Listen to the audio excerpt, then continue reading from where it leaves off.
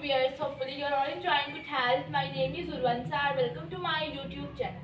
In this video, I am going to discuss the topic section 156 to 158 of Contract Act 1872. आज के इस lecture के अंदर हम जो कॉन्ट्रैक्ट एक्ट के सेक्शन 156 से 158 है इनको इंट्रिकेट करेंगे. Before starting my discussion, I request to all of you please subscribe my channel and don't forget to press the bell icon for the more informative lectures regarding law. तो आइए start करते हैं अपना आज का topic. सबसे पहले मैं सेक्शन जो 156 है इसको इंट्रिकेट करूंगी. सेक्शन 156 जो है वो इस चीज से डील करता है कि effect of mixture without the bailor's consent when the goods can be separated. इसमें ये है कि जो बेली है वो बेलर की कॉन्सेंट के बगैर यानी कि उसकी मर्जी के बगैर उसकी जो गुड्स है उसको अपनी गुड्स में जो है वो मिक्स कर लेता है और वो गुड्स जो सी हैं तकसीम हो सकती हैं. तो हर फ्रीक जो है वो अपने जो हिस्से की है गुड्स जो सा है वो उसको उसकी मलकियत में ले लेगा. मतलब जो बेलर और बेली भी अपने अपने हिस्से पर जो है वो कायम देंगे और अगर माल की तकसीम पर कोई खर्च आता है तो वो खर्च जो सा है वो बेली की रिस्पॉन्सिबिलिटी होगी क्योंकि जो बेली है उसने इन गुड्स को जो सा है वो अपनी गुड्स के अंदर जो मिक्स किया था. मतलब जो बेली है ना उसको ही जो एक्सपेंसेस इस पे आएंगे जो खर्च वगैरह होगा उसको बेयर करना होगा, बर्दाश्त करना होगा.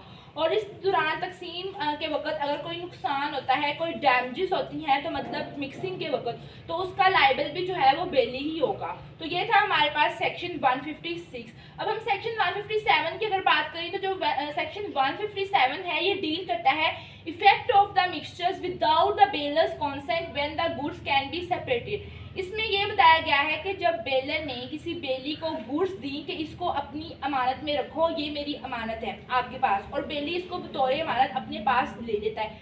फॉर एग्जांपल अगर इसको एग्जांपल के थ्रू समझते हैं इसको इस तरह कि जो बेलर है उसने अंडों की ट्रे जो सी है वो बेली के पास उसको रखवा देता है बतौर अमानत. और बेली के घर जो अंडों की ट्रे है वो काफ़ी दिनों की है और कुछ अंडे उसमें ख़राब भी हो चुके हैं. अब बेली उन अंडों के साथ जो बेलर ने उसको दिए हैं बतौर अमानत उसमें उसको मिक्स कर देता है और अपने ख़राब अंडों के साथ या मतलब उसको उन गुड्स के साथ जो है वो मिक्स कर देता है जो बाद में अलग नहीं की जा सकती. तो फिर जब बेलर है इस कॉन्ट्रैक्ट को है वो ख़त्म करना चाहता है तो बेली के लिए ज़रूरी है कि बेलर के हिस्से के जो अंडे हैं वो उसको वापस करें.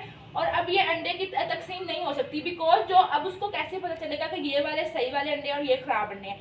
तो अब ये जो नुकसान होगा, ये जो डैमेजेस होंगे, ये बेली है वो इसका रिस्पॉन्सिबल होगा. और तो अब जो सेक्शन 158 है वो इस चीज़ को इंट्रिकेट करता है, इस चीज़ के साथ डील करता है कि repayment by the bailors of the necessary expenses. कि इसके अंदर ये बात की गई है कि जब बेलर जो है बेली को कोई गुड्स उसके हवाले करता है. इसको भी एक एग्जाम्पल के थ्रू देखते हैं.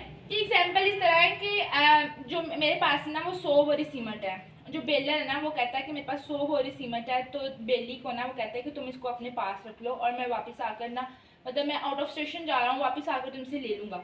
अब बेली के पास इतनी जगह नहीं है कि वो इस 100 बोरी को जो है वो अपने घर में रखे. इसके लिए फिर वो कोई मकान या दुकान किराए पर लेता है. इसके अंदर फिर उस बोरियों को रखता है और इसके ऊपर जो है वो कोई गार्ड मुकर्रर करता है. तो जब बेलर वापस आता है और उसे जब कहता है कि मेरी 100 बोरियाँ जो सीमेंट की है मुझे वापस करो, तो जो बेली है वो बेलर से मुतालबा कर सकता है कि इस मुआवजे का, इस मकान के किराए का या जो भी उसने गार्ड रखा है उसकी तनख्वाह का, तो इस बेलर और बेली वो जो उसको रकम देगा तो फिर वो अपनी बोरियां ले सकता है. अगर वो नहीं देगा तो जो बेली है जब तक वो इस बोरियों को अपने पास रिटेन रखना चाहे तो वो रख सकता है. तो ये था मेरा आज का लेक्चर. होप सो आपको अच्छा लगे.